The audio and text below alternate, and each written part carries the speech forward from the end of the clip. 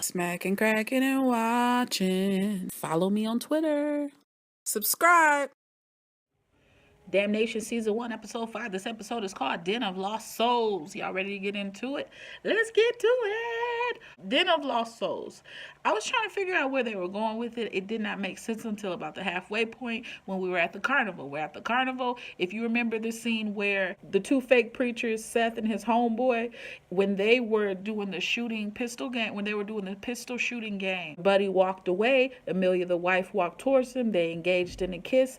Right behind them, there was a tent called Den of Lost Souls. There we are.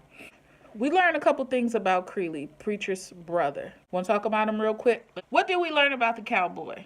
Cowboy's been in town 3 weeks. 2, Creeley was abused as a child. We also learned that he was a prisoner, and he's been sent to Holden to handle preacher, aka his brother. Find out he's got a crush on Bessie.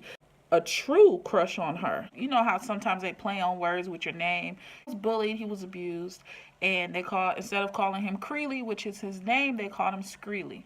Not cool. We find out he's got a real love for his knife. He loves his knife. And that's not too odd because, you know, a lot of people just love knives. I like knives too. Crafty ones out there, and they cost a lot of money, and you can find an interest in it. Not mad at him. However, he uses his for kill marks. Another thing about him that I really don't like, but it's good for his character. Hey, did you guys go see Star Wars today? Just wondering. He uses his past to get a lead, you know? Same way he did that wrestler. Hey man, I saw you when you were younger. I saw you when I was young. I really like how you did it. All right, man, peace out. What? You need to tell me something? What do you need to tell me? Oh, y'all dropped him off in Des Moines and he came here? Got you. Peace out. Thank you. He hustles people like that. He hustles for he uses verbal judo. He's good. He uses that verbal judo. He uses his words wisely. And is it going to get him caught up? Possibly. We don't know. Episode 3, it was called One Penny. You remember the auction for 1 penny? You can get this whole house. They set it off, right? We also had the opportunity to see a wanted poster. And the wanted poster had a picture of a man called Lunez. Not to be confused with the people who sing, I got 5 on it. I wish I knew what those lyrics were. I don't know. I'll look it up though. Anyway, he was wanted for bank robbery. And we were saying, hey, who that? Who is this guy? Are we going to meet him? We end up finding out he grew up with the boys. Interesting, right? Now, is he there for good? Why magically appear right now? You say you trust him. I don't trust the guy. I'm just saying. Dude is butt naked in your living room, taking a bath in front of your wife. Is she looking? And she looking? She appreciating, she admiring, because I was admiring from a distance. I said, okay.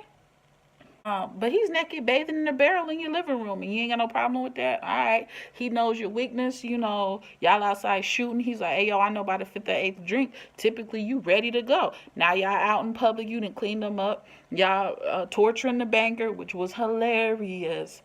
I don't know if this is good for our guy. I don't know if this is a good move for us. That's a smart move for our guy, preacher. I don't know. Drop a comment below. Let me know how you feel. Bessie's got a dream and she wants this house. And I'm not mad at her. I really like her character. I think she's slick. She wants to know more. Her father, and he's using her.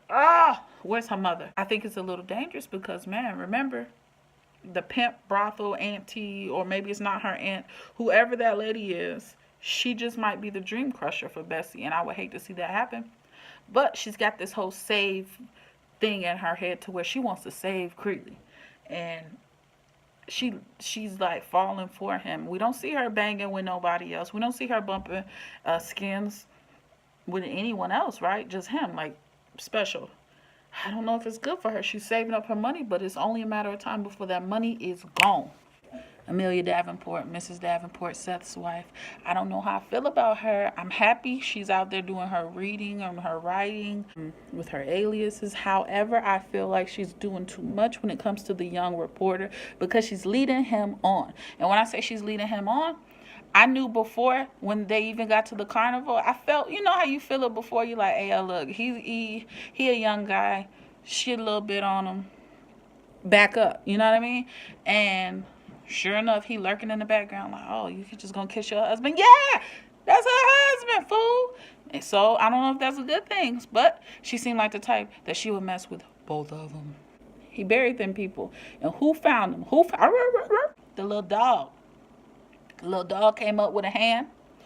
And Creeley was like, hold up, where these dogs coming from?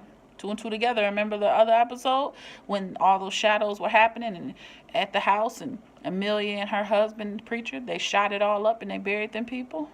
Now it's coming back. We saw the trucks with the carnival coming into town. This carnival is going to be a very interesting thing. I wasn't sure if it was the carnival coming in town or if it was just a bunch of families on back of those trucks looking for somewhere to settle. We saw those dogs. We saw the dogs behind those vehicles. And we also saw the dogs come again, mangy looking things too.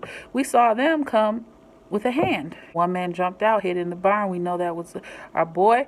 And the banker was an ornament. He was a hood ornament. When is he going to learn that he's in a dangerous game? He needs to get out, right? Vacuums. How many of you guys have, if you have a vacuum, raise your hand.